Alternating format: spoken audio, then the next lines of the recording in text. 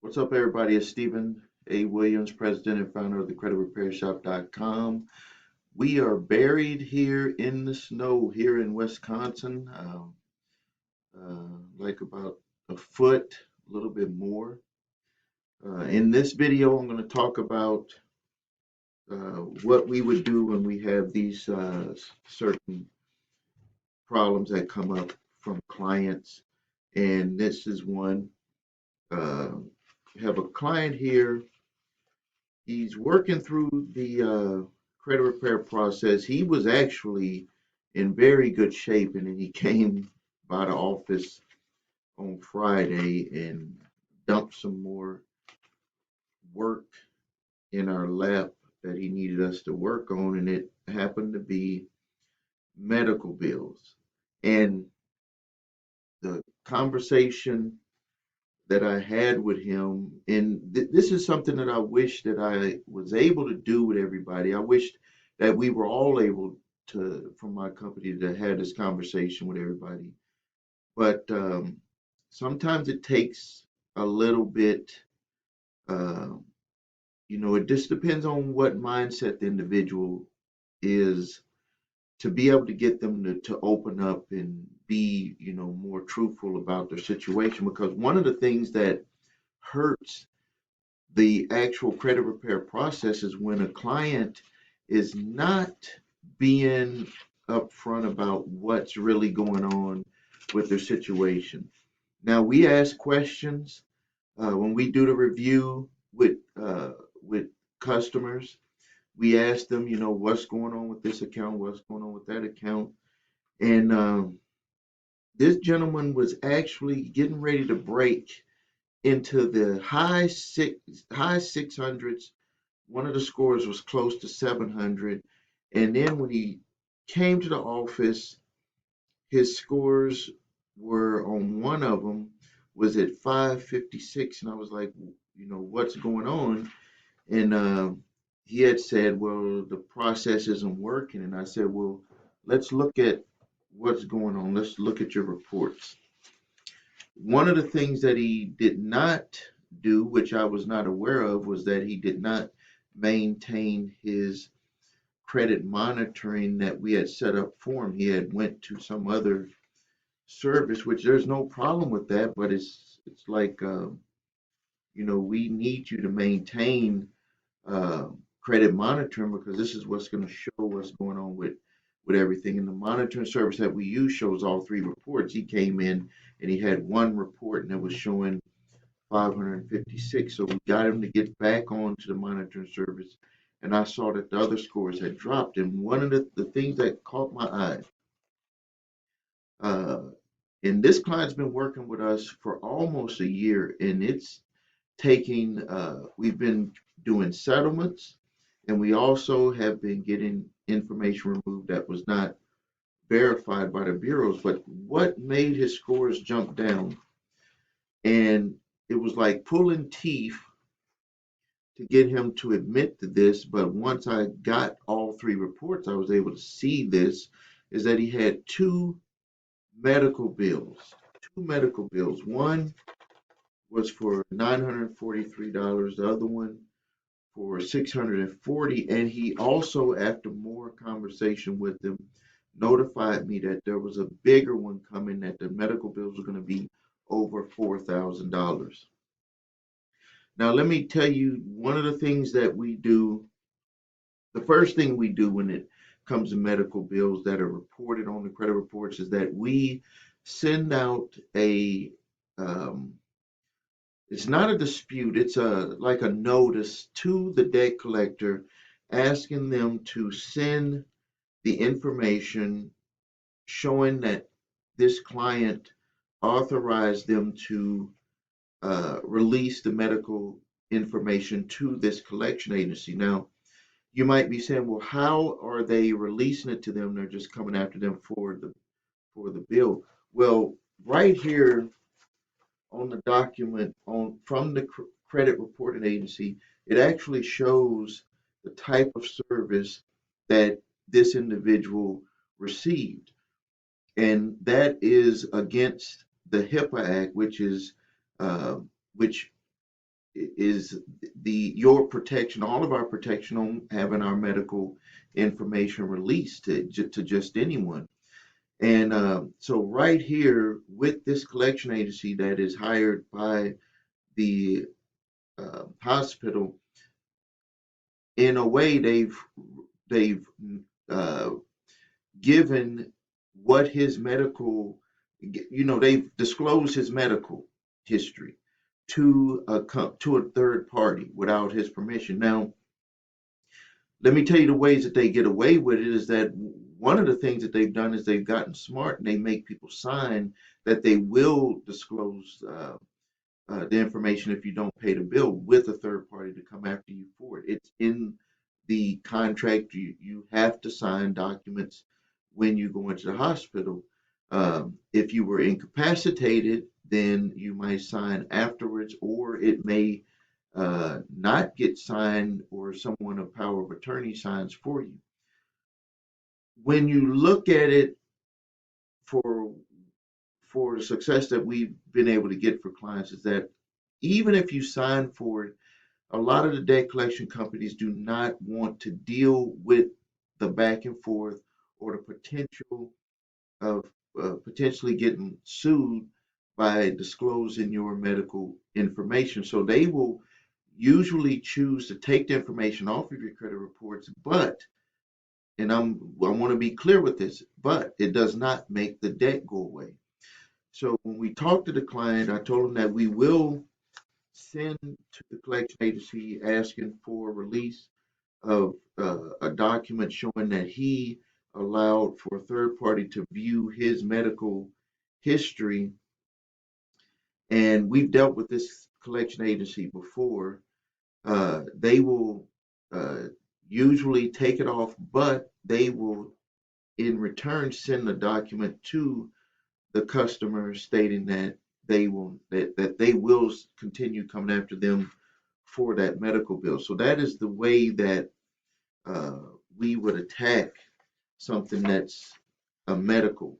Now, I want to also talk about some other questions that we had here on YouTube. There was another question that someone had. They said that they're on low income, and after paying everything, the person said their car, house, medical needs, uh, and animals, that they only have $130 left.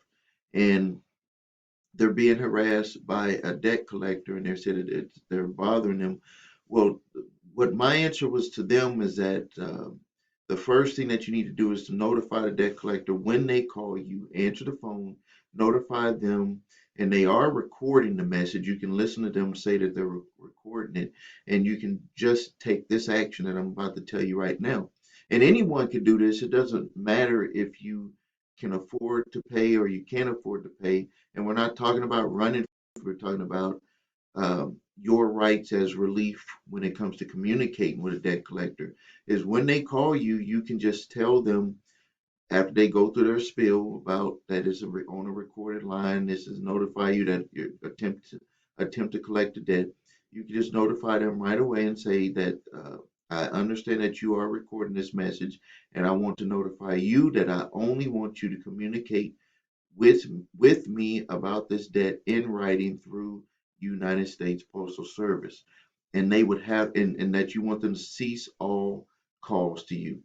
They will stop calling you and they will send information to you in writing. Now, for this individual that's on SSI, I would also want you to tell them that you are on SSI and that you're low income, and tell them to stop calling you. Now, let me tell you the reason why you want to notify them that you're on SSI, because if you're on SSI, that is considered really uncollectible. When they hear those words, they're going to tell their client, or if they purchase a debt, they're going to know that this is something that's not going to be collectible, and they need to put this one on the shelf and maybe hope that you win the lottery one day, or just do a full 1099-C and write that debt off and get 100% from that. That's what they're going to have to do. Now, I got another one here where a person said that they're on SSI and they got a notice uh, from Bank of America that they're going to forgive $4,993.92. And do I need to worry about paying taxes on this income? Well, if you're on SSI disability, you don't have to worry about paying anything additional to it. And even if you wasn't on SSI, if you are low income or you don't earn a certain amount of money, you don't have to worry about paying any debt that's been forgiven, and they put it with send it to the IRS to have that reported as additional income. But what you have to do is that you have to fill out what's called a waiver. And I recommend that you get with a tax preparer or you do research so you can make sure you do this the right way. When you do the waiver, the IRS will, number one, uh, be okay because you notified them that you are claiming that additional income in a roundabout way. It's additional income because you spent the money that they gave you from the credit card company. So you benefited from it.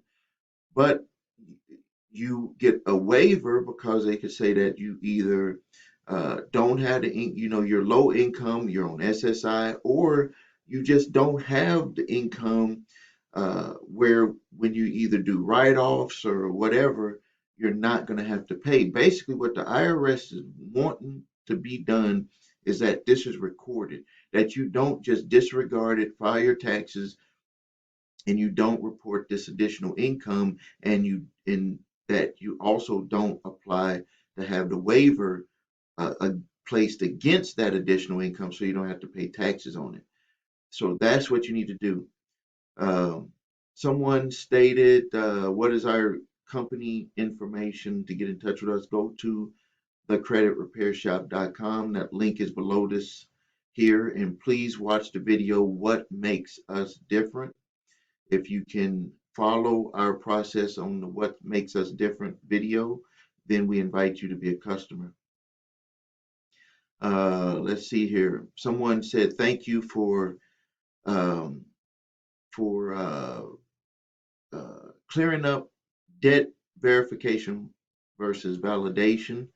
I invite you to watch that video because there's a lot of misconceptions when it comes to a verification and a validation. And just to uh, kind of do a quick, brief summary of it, the verification is just basically seeing if you owe the debt. The validation is where you're validating everything about the debt to see if even you owe the debt. Verification is more about um, making sure that you're the right person, and then uh, they can proceed. And you can look at the Fair Debt uh, Collection Practices Act to see where they specifically state what a verification is, and that's basically just verifying information about you and seeing if that's if you match the person that's for that debt. Of validation is where you want them to prove everything,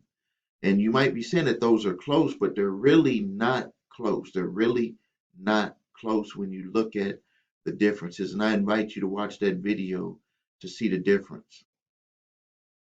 Uh, let's see here. Someone stated that they got a loan from Santander. They were like, they watched Santander video and they just got a loan like a week ago from them. And I had told them what you should do is that you got the loan. You were happy when you got it, so you might as well follow through. But what you need to do is you need to make sure that everything matches with the payoff date for your loan with Santander, because what people were complaining about is that they were paying for their car for 4 or 5 years, and they thought the car was going to be paid off, and then all of a sudden they had to continue paying another year or 2 years. Like they were like, none of the principal on the car has been paid off. And I invite you to watch the video where I had showed exactly why that happens. Is that when they have these high interest rate loans, you have 75, 80, 90% of your payment going towards the interest on that loan, and you're barely paying off any of the principal. So it would take you years before you started knocking down major portions of your principal balance. So when you've done that for 5 years, you would be very upset when you looked at it and you've been paying on the car for 5 years. You're getting ready to move on to another car, and you look at it and it's like, I haven't even really paid off any of the actual principal on the car. I've just basically paid off interest. Um, Someone was saying they don't understand why would I have to pay it back when someone else paid. Oh, this is a good question, and I get this question a lot, and this has actually been something that was uh, there was a major court case on this. They were like, if a debt collector, if a original creditor sells a debt to, I'm going to take a quick drink here. And when I look up, I'm looking at, I got this camera system here that shows all of the employees' rooms and when they're coming in. So that's what I look at sometimes. This is a very good question. It's like, if I had this credit card with a credit card company and then it was sold to another company, actually, how do I owe them if they took less for, they took less. So actually, my debt is paid. And so that's a very good question. And that's exactly why when we do the pro se defense, that's exactly kind of what that leads into. Because one side of it is saying that when a debt collector buys that debt and they buy it at a lower amount, how are they turning around and saying that you owe them this high amount when they did not pay? That would be just like a credit card company.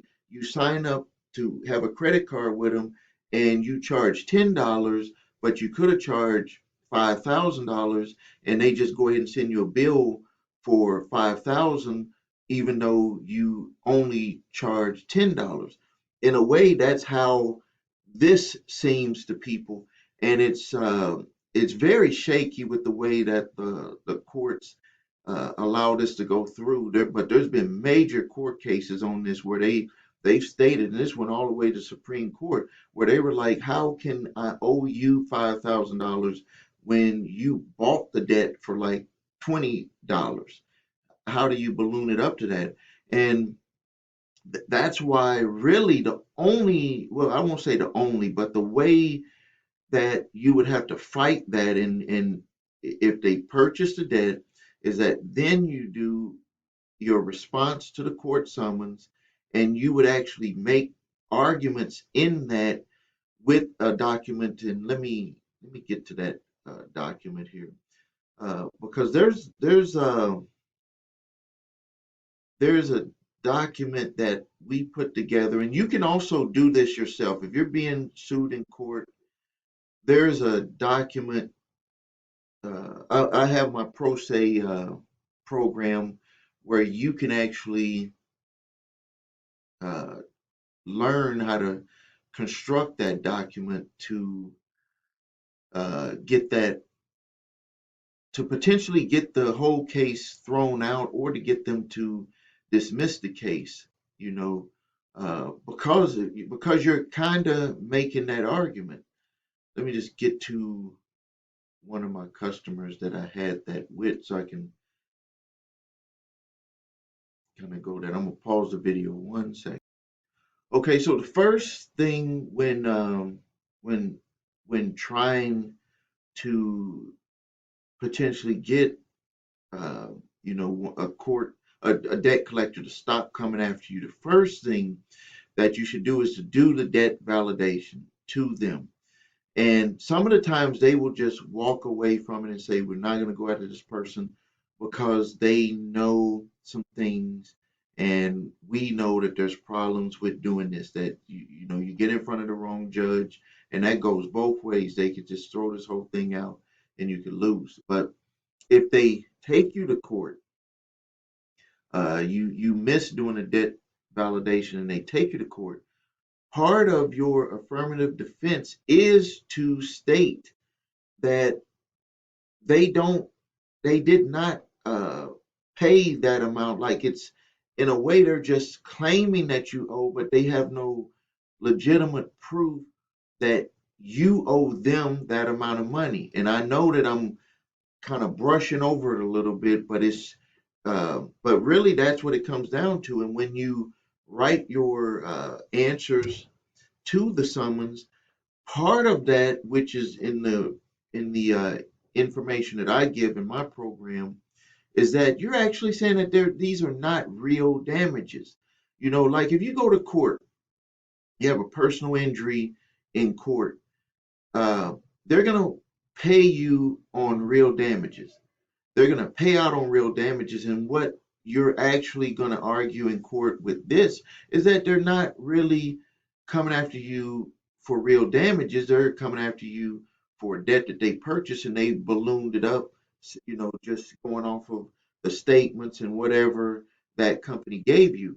And then that goes into the other side of your defense, which is when you do your memorandum of points and authorities, which is where you will argue that they don't even know really how the books were managed, that they're just taking the word of either another debt collector that they are suing you for because they're the lawyer in your area, or that debt collector is just taking an affidavit from a company. But when they take you to court, they actually, not the the company that they got the information from, they have to swear that all of the information is 100% accurate.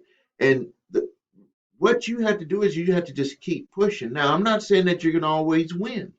It just sometimes this just goes on how far the attorney that is hired by the debt collector wants to go with this. Like, some people do not want to get into a fight over putting saying that, well, I know 100% that what they sent us is factual, and then they don't know what you might push uh, harder up against or ask for in court, so they'll end up just dismissing it. We've had people where they just, we're dismissing this, we're not going to come after you.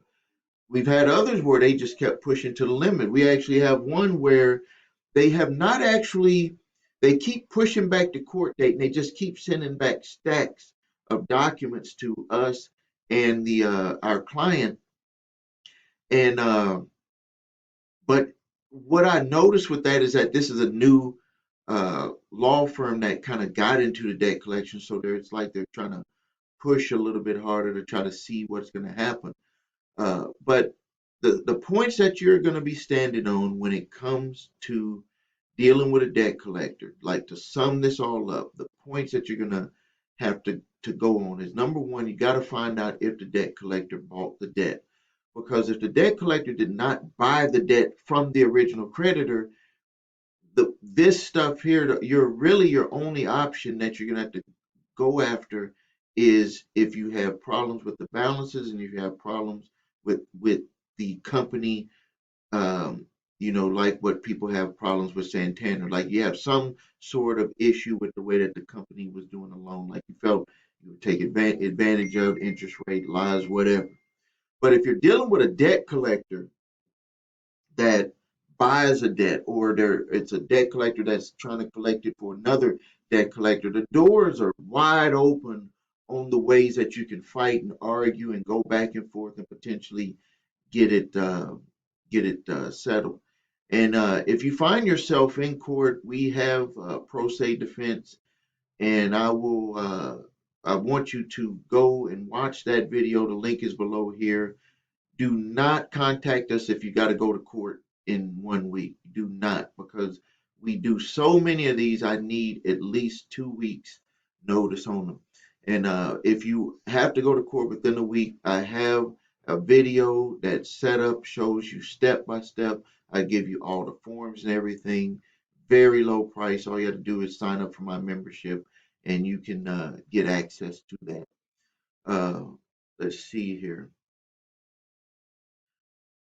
You know, one oh, before I move on to the next question, and I had stated in a previous video that I felt that a lot of debt collectors were going to start really going after people harder because they're doing a lot of virtual uh, uh, meetings or virtual meeting hearings with the judges where log in, they log in, so they're able to not have to pay out that money that they would have to pay out for a lawyer in your area. If they're licensed in your area, they don't have to do that. Let's see here. Someone said, does paying deferred student loans hurt your credit score? No. It does not hurt your credit. When you're paying something, uh, as you're paying deferred, no. If you defer your student loans, it does not hurt as long as they're not reporting anything negative with the deferment. And you need to get that in writing that they will not report that you're behind when they defer. And then if you're paying your student loans, does that hurt? No, it does not hurt. I think that's what you're really asking is if you defer it, will it hurt? No, it won't. And if you're paying your student loans, it won't hurt, but it does hurt your debt to income ratio. And if you have student loans that were consolidated, you need to get the old student loan information removed because it'll make it look like you have 10 student loans when you actually might have 5 student loans. And they said, do you recommend pay for deletions? Uh, yeah, you could pay for deletions if a company wants to work with you on doing that. All right, I think that we're going to end the video here. I appreciate everyone that is watching. I appreciate everyone that is working on making 2021 a better year. When you sum it all up from last year, um, financially, a lot of people got hit. But if you really look at it, the money just moved in a different way. There's always money out there. There's always money. You just have to figure out where the money is, and then if you have the ability, you need to get in front of that wave of opportunity. I understand a lot of people don't. They work maybe a job that. Let me rephrase that. Let me rephrase that. Let me rephrase that because if you're working a job, then you really did not have a downturn uh, in 2020. If you were working a job, if you kept going to it, basically you just had a budgeting issue or a low income issue, or you were overspending. If you lost your income in 2020, then you should have been focusing on what I just said, looking at where the opportunities are. I had a huge loss of income from one of my businesses, actually $40,000 per month loss of income from one of my companies. Money that was coming to me and my wife, gone. And I could have just maybe closed up shop. I could have just threw my hands up and said, um, it's all over with that business, but I didn't. I didn't lay off any of the employees. I had money saved, and I said that we're going to rebound and we're going to fight through it. And I would say by August, things started turning around. But one of the things that I did is that I had started focusing on another revenue source for that business. And I've actually rebuilt that income plus pass that income for that particular business. So I'm telling you it can be done. But one of the biggest problems that a lot of people have, and I admit that even the thoughts went through my mind when it was happening, is that you get so focused on what you're losing and you don't focus on the opportunity that of the doors that could be opening up for you. Uh, the things to what happens to you today, what happens to you tomorrow, those are just moments in time. What are you going to do with that time? Are you going to only focus on the negative, or are you going to start focusing on solutions and looking at the positives? So, this is something that you have to do if you're going to be able to move forward in your life. And uh, you just have to be willing to do that. If not, you're going to be stuck and you're just not going to be able to move forward. So I'm going to end the video here. So I've got some employees knocking on my door. This is Stephen A. Williams, president and founder of the creditrepairshop.com. Thank you. Please subscribe to the channel. Please ask your questions, post your comments, and keep fighting and moving forward on your credit and getting out of debt. Thank you.